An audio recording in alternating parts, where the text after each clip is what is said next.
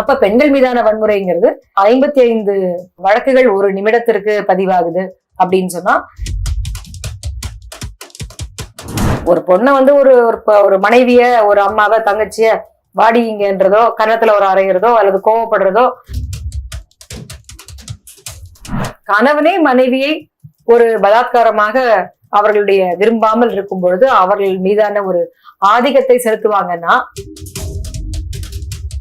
திருமணமான தம்பதியரில் ஆணோ பெண்ணோ யாருக்கு வாழ வாழ்க்கை வசதி இல்லையோ அவர்கள் தன்னுடைய துணையிடம், வாழ்க்கை இணையரிடம் ஜீவனாம்சம் கோரலாம். உலகம் முழுவதும் இருக்கக்கூடிய 3வது பெரிய வியாபாரம் என்பது ஆழ்கடத்தல், டிராபிகிங் அப்படின்னு சொல்லுவோம். முதல்ல ஆயுத கடத்தல், 2வது போதைப் பொருள், 3வது ஆழ்கடத்தல். அந்த டிராபிகிங் என்கிற அந்த மிக மோசமான ஒரு குற்றத்திற்கு பெண்கள் இலக்காகிறார்கள்.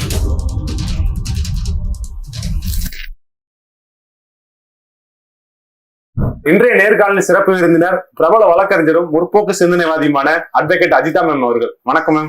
வணக்கம். எப்படி இருக்கீங்க?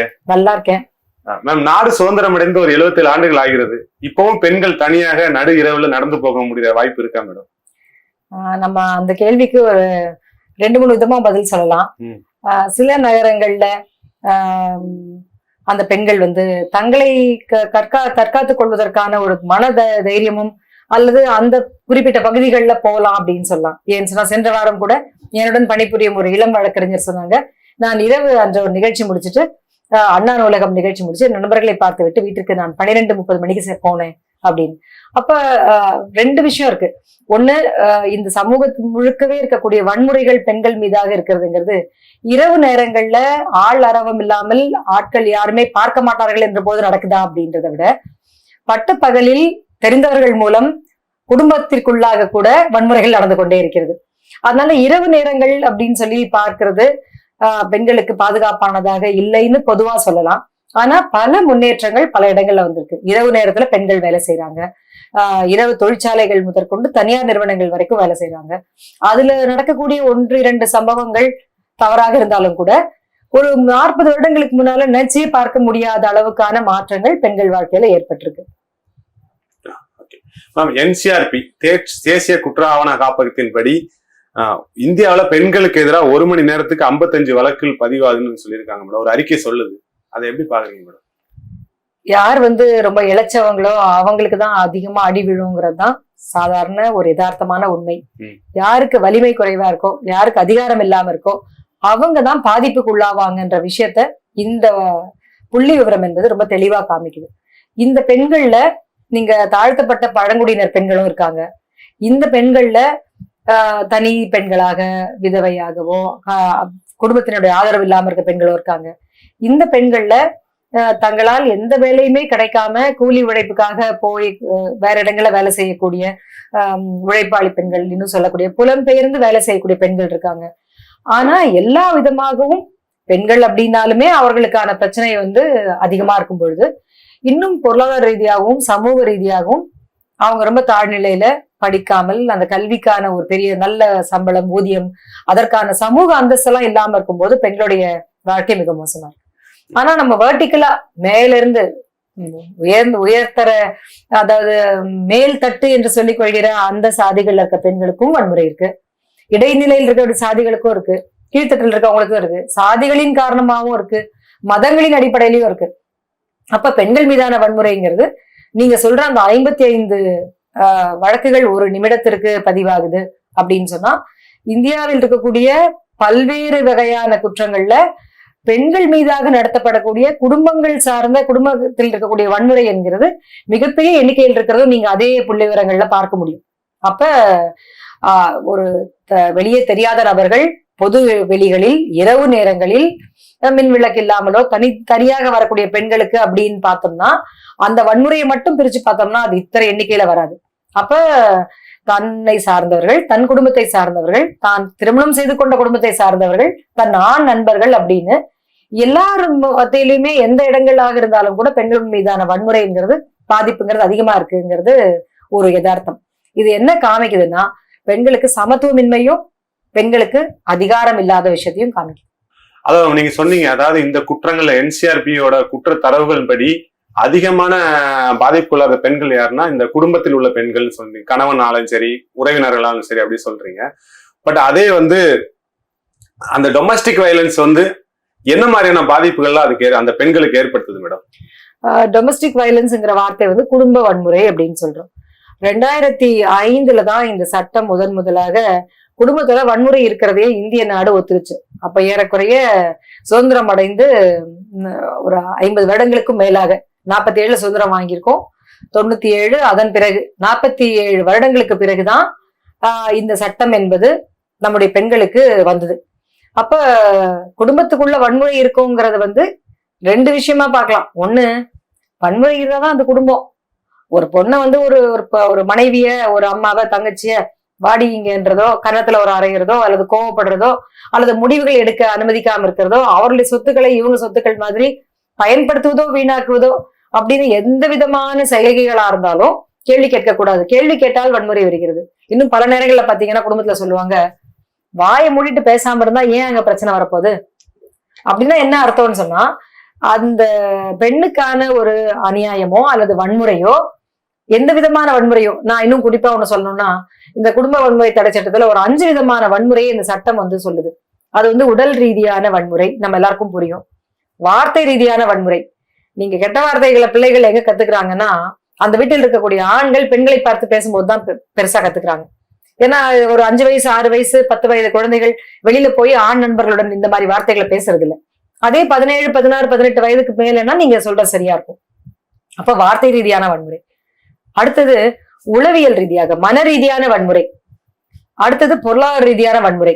வீட்டுல பணமே இல்லைன்னு சொல்லுவாங்க, ஆனா டாஸ்மாக் போறதுக்கோ அல்லது தினமும் குடித்து விட்டு தனக்கு வேண்டிய உணவை நல்ல இடத்துல நல்ல ஹோட்டல்ல சாப்பிட்டுட்டு வர்றதுக்கோ அல்லது தன்னுடைய படாடோபங்களுக்கு பயன்படுத்துறதுங்கிறதையோ நடந்துகிட்டே இருக்கும். ஆனா நித்தமும் அந்த வீட்டுல வறுமை இருக்கும், சாப்பாட்டு கூட வறுமை இருக்கும். அப்படின்னா என்ன அர்த்தம்னா அது ஒரு பொருளாதார ரீதியான வன்முறை. வரக்கூடிய பணத்தை எப்படி பிரிக்கிறாங்கிறது தான். கடைசியாக முக்கியமானதாகவும் பாலியல் ரீதியான வன்முறை. கணவனே மனைவியை ஒரு பலாத்காரமாக அவர்களுடைய விரும்பாமல் இருக்கும் பொழுது அவர்கள் மீதான ஒரு ஆதிக்கத்தை செலுத்துவாங்கன்னா, கணவனை ஆனாலும் கூட, திருமணம் என்கிற பந்தத்தில் இருவரும் இணைந்திருந்தாலும் கூட அது ஒரு பாலியல் ரீதியான வன்முறை. இப்படி ஒரு வன்முறை அப்படின்னாலுமே இந்த ஒரு 5 விதமா இருக்கு. கெட்ட வார்த்தை பேசுறது, அடிக்கிறது, உதைக்கிறது, குத்துறது, அல்லது பணம் தராம இருக்கிறது, பாலியல் ரீதியாக வன்முறை செய்யறது, இன்னும் உளவியல் ரீதியாக வன்முறை செய்யறதுங்கிறத பற்றி நம்முடைய சமூகத்திற்கே ஒரு பிரஜை இல்லாம இருந்தது, ஒரு விழிப்புணர்வு இல்லாம இருந்தது. இப்போ 2005 சட்டம் வந்த பிறகு 2006 விதிமுறைகள் வந்த பிறகுதான் நீதிமன்றங்கள் இதை பற்றி எல்லாம் இருக்கு. அப்போ நம்ம இவ்வளவு நேரம் பேசினது போல நம்ம தேசிய குற்ற ஆவண மையத்தினுடைய தரவுகள்ல 2005க்கு பிறகு 6க்கு பிறகுதான் குடும்ப வன்முறை, டொமஸ்டிக் வயலன்ஸ்ங்கிற ஒரு தலைப்பையே கொண்டு வந்தாங்க. அப்படின்னா என்ன அர்த்தம்னா அதுக்கு முன்னாடி இல்லைங்கிறது இல்லை, அதற்கு முன்னாடி இதற்கான ஒரு விசிபிலிட்டி இல்லாம இருந்தது. குடும்ப வன்முறைன்னா அப்படி இருந்தாதான் குடும்பம் ஏற்றுக்கொண்டு போனோம். அப்படின்னா normalizing the crime within the domestic ஸ்பியர்னு சொல்லும்.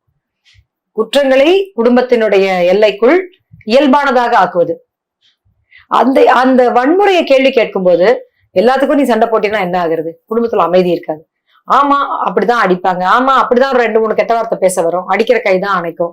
இதையெல்லாம் போய் நீங்க பேசுவீங்களான்னு பெண்களை பார்த்து மீண்டும் மீண்டும் மீண்டும் கேள்வி கேட்கப்பட்டது. பெண்கள் அதை கேள்வி கேட்கும் போது குடும்பத்தை உடைக்கிறவர்கள் என்கிற கெட்ட பெயர் பெண்களுக்கு வந்தது. அப்ப இதை கேட்காமல் இருக்கும் பொழுது இப்படி சொல்லக்கூடிய இந்த சொலவடைகள் அல்லது விழுமியங்கள் இருக்கு பாருங்க, மதிப்பீடுகள் இருக்கு பாருங்க.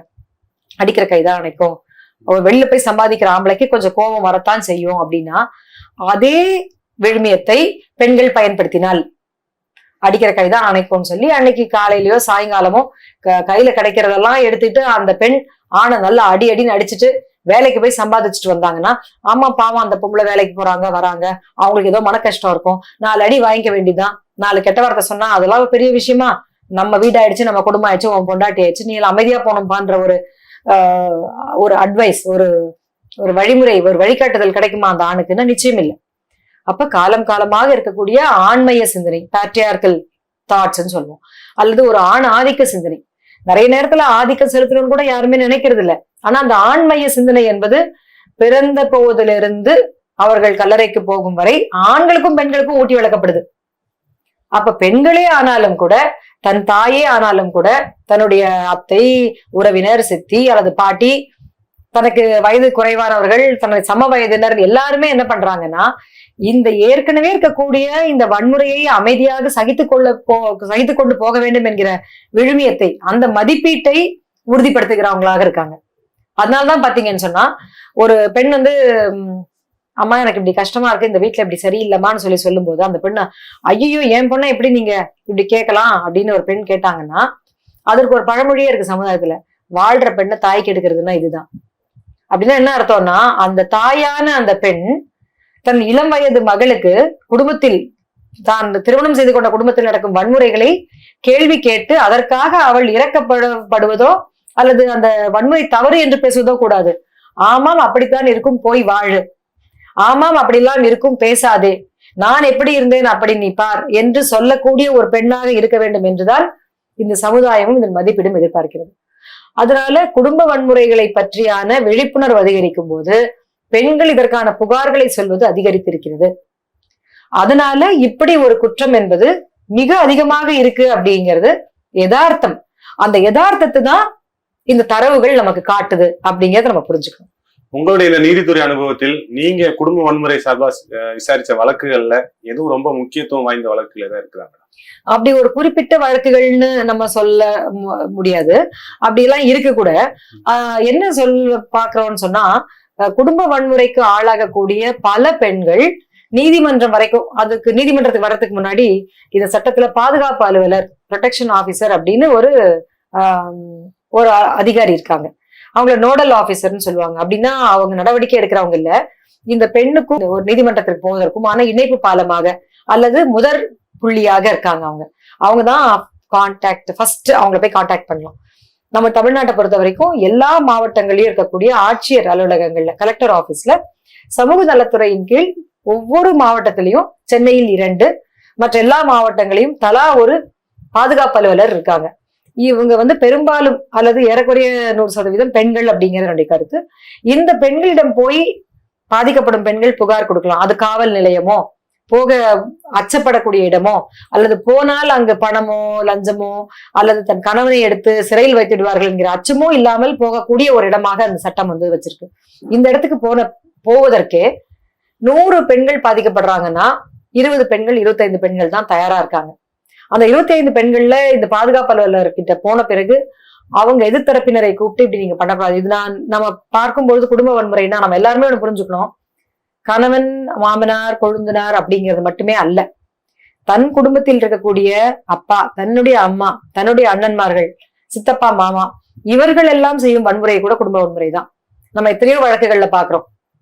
ஒரு தங்கை தான் விரும்பிய ஒரு பையனுடன் காதல் செய்து திருமணம் செய்து கொண்டு போகும்போது 6 மாதம் 8 மாதம் தொடர்ந்து கண்காணித்து அந்த வீட்டிலே போய் அந்த ஆணை வெட்டி விட்டு இந்த பெண்ணையும் கொலை செய்கிற அளவுக்கு ஆண்கள் இருக்காங்க. அந்த அண்ணனும் கூட குடும்ப வன்முறைக்கு அந்த பெண்ணை கடுமையான குடும்ப வன்முறைக்கு ஆளாக்குறவர் தான். அதனால எல்லா நேரத்திலையும் கணவன்மார்கள் மட்டுமே அல்ல, ஆனா பல நேரங்கள்ல வளர்க்கக்கூடிய அப்பாக்கள் தன் மனைவியிடம் எப்படி நடந்து கொண்டாலும் தன்னுடைய மகள்களிடம் ஓரளவுக்கு ஒரு வன்முறை என்பதை செலுத்தாமல் வாழ்கின்ற ஒரு வாழ்க்கையை நம்ம இப்ப சமீபத்துல சில 10 ஆண்டுகளாக நம்ம அதெல்லாம் பாக்குறோம். அதனால குறிப்பா அப்படி சொன்னேன். பெரும்பாலான வன்முறை திருமணமான வீடுகள்லையும் இன்னும் பல வீடுகள்ல அமைதியான முறையில் குடும்ப வன்முறை நடந்து கொண்டே இருக்கும். அந்த பெண் அந்த தந்தையோ அந்த மாமாவோ தாத்தாவோ சொல்லக்கூடிய ஆணுக்கு திருமணம் செய்து கொள்வதற்கு சம்மதித்தால் அல்லது அவர்கள் சொல்லும் படிப்பை படித்தால், அவர்கள் சொல்வது போல் கேட்டுக்கொண்டிருந்தால் அங்கு வன்முறை இருக்காது. எந்த ஒரு பெண்ணும் எனக்கு திருமணம் வேண்டாம் என்று சொல்லி பார்க்கட்டும், அவ்வளவு வன்முறை தான் பிறந்த குடும்பத்திலேயே இருக்கும். அப்ப ஆணாதிக்கமோ அல்லது ஆண்மைய சிந்தனை என்பதோ சமூகம் முழுக்கவும் இருக்குங்கிறத புரிஞ்சுக்கிட்டு தான் நம்ம இந்த விஷயத்தை அணுகணும்.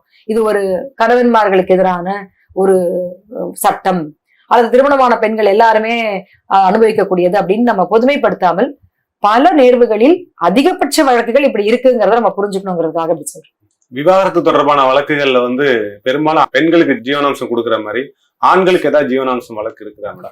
இல்ல, அப்படி இல்ல. ஏன்னு சொன்னா ஒவ்வொரு திருமணம், விவாகரத்து, குழந்தைகள் அல்லது ஜீவனாம்ச சட்டங்கள் அனைத்துமே தனிநபர் சட்டங்கள்னு சொல்லுவோம். அதாவது நம்முடைய மதம் சார்ந்த நம்பிக்கைகளின் அடிப்படையில் எழுதப்பட்ட சட்டங்கள். ஏன்னு சொன்னா இங்க திருமணங்கள் எல்லாமே ஒரு மதம் சார்ந்த திருமணமாக இருக்கிறது. சிறப்பு திருமண சட்டம் தவிர சிறப்பு திருமண சட்டத்துல கூட பாத்தீங்கன்னா 2 வெவ்வேறு மதங்களை சார்ந்தவர்கள் திருமணம் செய்து கொள்ளலாம்னு இருக்கு. அதுல கூட பெரும்பாலும் அந்த பெண் கணவன் சார்ந்த மதத்திற்கு தன்னை மாற்றி பழகி அந்த இடத்தில் அவர்கள் வாழ்வதற்கான ஒரு சூழ்நிலையை ஏற்படுத்திக் கொள்ள வேண்டும். மிக சில நேரங்களில் மனைவி சார்ந்த குடும்பத்திற்கு கணவன் வருவது என்பதும் இருக்கிறது.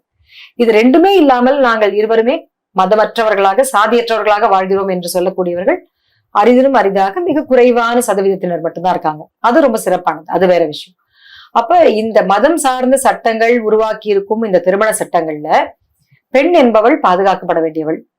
பெரும்பாலான இந்த சட்டங்கள் எல்லாமே 1955 அதற்கு முன்னால் 1860 இப்படி வெள்ளைக்காரர்கள் இருக்கும் போதிலிருந்தே வந்த சட்டங்கள் தான்.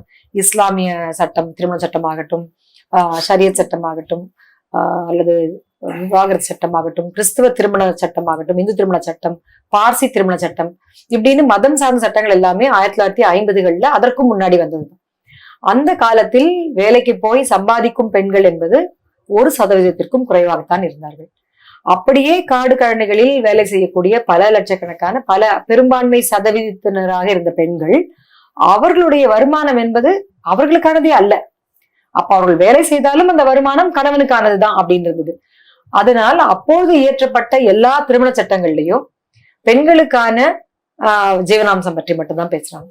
ஆனா இந்து திருமண சட்டம் என்று சொல்லக்கூடிய 1955 இயற்றப்பட்ட சட்டத்துல திருமணமான தம்பதியரில் ஆணோ பெண்ணோ யாருக்கு வாழ வாழ்க்கை வசதி இல்லையோ அவர்கள் தன்னுடைய துணையிடம், வாழ்க்கை இணையரிடம் ஜீவனாம்சம் கோரலாம் என்று இருக்கிறது. அப்படின்னா என்ன அர்த்தம்னு சொன்னா, ஒருவேளை அந்த பெண்ணுக்கு சொத்துக்களும் பண வசதியும் தன்னுடைய தந்தை வீட்டிலிருந்து வருமானமும் வந்து கொண்டே இருக்கிறது என்றால், கணவனாக இருப்பவருக்கு எதுவுமே இல்லை என்றால் அவர் கூட இந்த ஜீவனாம்ச மனுவை தாக்கல் செய்ய முடியும் அந்த சட்டத்திற்குள்ளாக. ஆனால் பொதுவான ஜீவனாம்ச சட்டம் என்று ஒன்று இருக்கிறது, சமய சார்பற்ற மத சார்பற்ற ஜீவனாம்ச சட்டம் ஒன்று இருக்கிறது. அது வந்து நம்ம 125 CRPC ஜீவனாம்ச சட்டம்னு சொல்லுவோம்.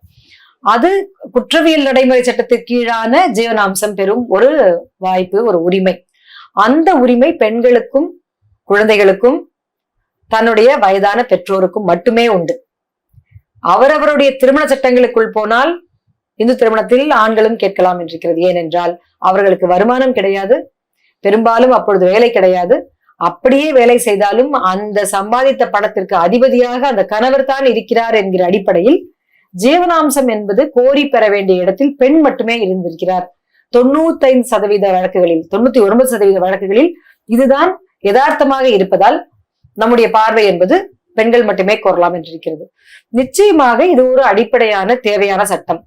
இந்த பெண் வெளியே போய் பணம் ஈட்டவில்லை என்றாலும் கூட குடும்பத்தில் இருக்கக்கூடிய அனைத்து பராமரிப்பு வேலைகள், குடும்பத்தில் சமையல், குழந்தைகளை பாதுகாப்பது, குடும்பத்தை பராமரிப்பது, வயதானவர்களை பார்ப்பது, கூட்டி பெருக்குவது, சுத்தப்படுத்துவது, கணவனை தேவையான அளவுக்கு கவனிப்பது, இப்படியான எல்லா வேலைகளும் பெண்களும் செய்யும் பொழுது அதற்கான பண மதிப்பு என்பது இல்லாமல் இருந்ததுதான் இந்த சமூகம் முழுவதும் இருந்திருக்கிற விஷயம்.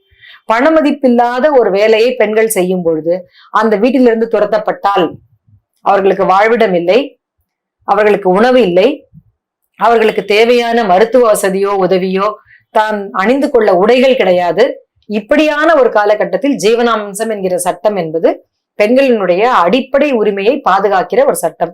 அதனால் 95% பெண்களுக்கு வருமானம் இல்லாமலும் இப்பொழுது அதிகபட்ச பெண்கள் அல்லது ஒரு குறிப்பிட்ட சதவீதம் பெண்கள் வேலைக்கு போனாலும் அந்த பணத்திற்கான உரிமையை, அதிகாரத்தை தாங்கள் செலுத்த முடியாமல் இருப்பதால் இன்றும் கூட பெண்களுக்கான சட்டமாகவும் வயதான பெற்றோருக்கான சட்டமாகவும் பணமீட்ட முடியாத குழந்தைகளுக்கான சட்டமாகவும் இது இருக்கிறது.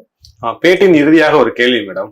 இந்தியாவுல கடந்த 3 ஆண்டுகளில் மட்டும் 13 லட்சம் பெண்கள் காணாமல் போயிருக்கிறதாக நாடாளுமன்றத்திலிருந்து மத்திய உள்துறை இணையமைச்சர் தகவல் தெரிவிச்சிருக்காரு. இந்த மாதிரி பெண்களுக்கு எதிரான குற்றங்கள் அதிகரிச்சுட்டே போறதுக்கு என்ன காரணம்? அதை தடுக்க என்ன வழிகள் இருக்கு? ரொம்ப இது ஒரு பெரிய கேள்வியும் வருத்தப்படக்கூடிய ஒரு விஷயமும் கூட. ஒரு மத்திய அமைச்சர் சொல்றாருன்னா இது அவர்களுடைய பதிவேடுகளில், அவங்களுடைய போலீஸ் ஸ்டேஷன்ல வந்த புள்ளி விவரங்களின் அடிப்படையில் சொல்லக்கூடிய கணக்கு. அப்ப இத்தனை பெண்கள் காணாமல் போயிருக்கிறார்கள் என்றால் அதுல ரொம்ப தெளிவா ஒரு விஷயம் இருக்கு. அது காணாமல் போய் யாருக்கோ பயன்படுவதற்காக களவாடப்படுகிறது என்பது பொருள். நீங்க வந்து சாலையில் இருக்கக்கூடிய மண் காணலன்னு நம்ம சொல்றது இல்லை. ஏன்னா எல்லா இடத்துலயும் இருக்கு. அது களவாடப்பட்டதுன்னா மணலை பற்றி சொல்றோம்.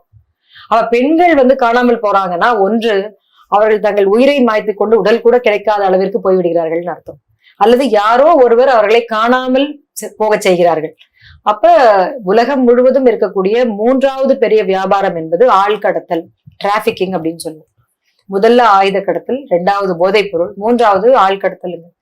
அந்த டிராபிகிங் என்கிற அந்த மிக மோசமான ஒரு குற்றத்திற்கு பெண்கள் இலக்காகிறார்கள். நம்ம ஏற்கனவே பார்த்தோம், பொருளாதார ரீதியாகவும் சமூக ரீதியாகவும் அதிகாரம் அற்றவர்களாக பெண்கள் இன்றைக்கு வரை வைக்கப்பட்டிருக்கிறதுனால யார் வலிமை குறைந்தவர்களோ அவர்கள் மீதான வன்முறை அதிகமா இருக்கு. அப்ப ஆழ்கடத்தல் என்கிற அந்த குற்றம் பெண்கள் மீது நிகழ்த்தப்படுகிறது பல காரணங்களுக்காக. அவர்கள் உழைப்பை சுரண்டுவதற்காக, அவர்கள் உடலை சுரண்டுவதற்காக, அல்லது அவர்களுடைய அந்த உரிமைகளை அவர்கள் பறிக்கும் பொழுது கேள்வி கேட்காமல் இருக்கக்கூடிய ஒரு வாய்ப்பேசாத ஒரு மக்கள் கூட்டமாக அவர்கள் இருக்கிறார்கள் என்கிற காரணத்திற்காகவும் உள்நாட்டிற்குள்ளேயும் ஆழ்கடத்தல் இருக்கிறது. இது நாடு கடந்த ஆழ்கடத்தலும் இருக்கிறது.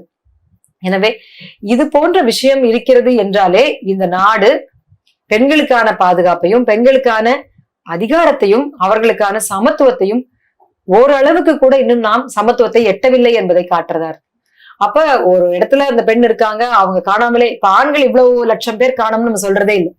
ஏனென்றால் தேவைப்பட்டால் அவர்களாக காணாமல் போவார்கள், அல்லது சில பேர் தற்கொலையோ வேறு முடிவுகளையோ தவறான முடிவுகள் எடுக்கும்போது அந்த சிறு சதவீதம் மட்டும்தான் ஆண்கள்.